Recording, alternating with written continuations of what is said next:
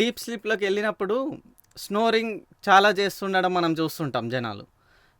Basically snoring is a good thing or a bad thing? అది నిజంగానే జనరల్గా మనకి ఏం చెప్తారంటే మన పెద్దలు, గురు కొట్టుకుంటా వండుకుంటే మంచి నిద్ర పోయినట్టు అన్నట్టు మనం వింటాం. So is it a good thing? So గురక అనేది ఒక రోగం.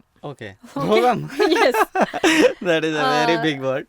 ఎస్, ఓకే, గురక అనేది రోగం. అన్ని రోగాలకు అది కారణం. అవునా?